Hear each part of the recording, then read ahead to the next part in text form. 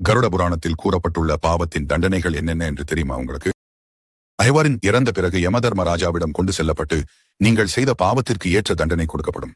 அதன்படி பொய் சாட்சி சொல்லி நிரபராதிகளை துன்பத்துக்குள்ளாக்கும் மனிதர்களுக்கு உண்டான நரகம் அவிசி நீரில் ஆன்மாக்கள் அழுத்தப்பட்டு துன்புறுத்தப்படுவர்.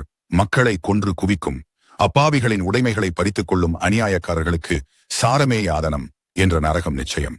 இங்குள்ளக்கூடிய மிருகங்கள் ஆன்மாக்களை குத்தி துன்பப்படுத்துவர். மனைவியை துன்புறுத்தி வதைக்கும் நபர்களுக்கு லாலாபட்சம் நரகம்.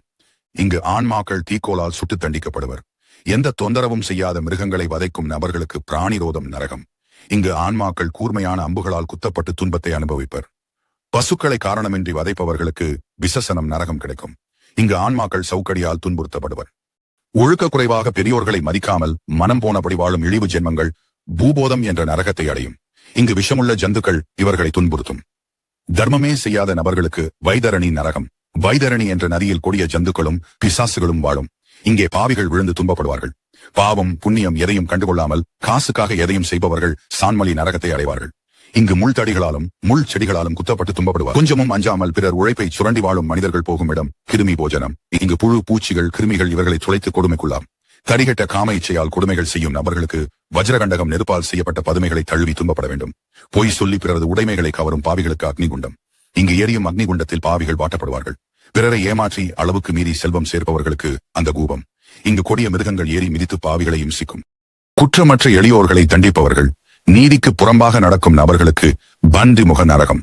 பன்றி முகம் கொண்ட கொடிய மிருகத்தின் வாயில் சிக்கி வதைப்படுவர். தர்ம நெறியை விட்டு தெய்வ நிந்தனை செய்யும் பாவிகளுக்கு அசிபத்திரம்.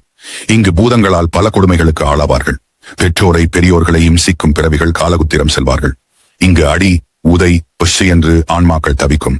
குடும்பத்தை கெடுப்பவர் உறவுகளை பிரிப்பவர் செல்லும் இடம் மகாரௌரவம். இங்கு கண்ணுக்கு தெரியாத மாய வடிவங்கள் இம்சிக்கும். குழந்தைகளை முதியவர்களை நோயுற்றவர்களை அபலைகளை இம்சிக்கும். எல்லோரும் செல்லுமிடம் ரௌரவம். இங்கு கிங்கரர்கள் சூளத்தால் குத்தி இம்சிப்பார்கள். தம்பதிகள் ஒருவருக்கொருவர் ஏமாற்றி வாழ்வது கொலை செய்வது எல்லாம் கொடிய செயல். இவர்களுக்கு உருவானதே அனிதா மிஸ்ரம். இங்கு கொடிய இருளில் சிக்கி பயந்தே கிடப்பார்கள். உணவில் விஷம் வைப்பவர். மிருகங்களை கொன்று உண்பவர்களுக்கு கும்பி பாகம். இங்கு எண்ணெய் கொப்பரையில் ஆன்மாக்கள் வாட்டி எடுக்கப்படும்.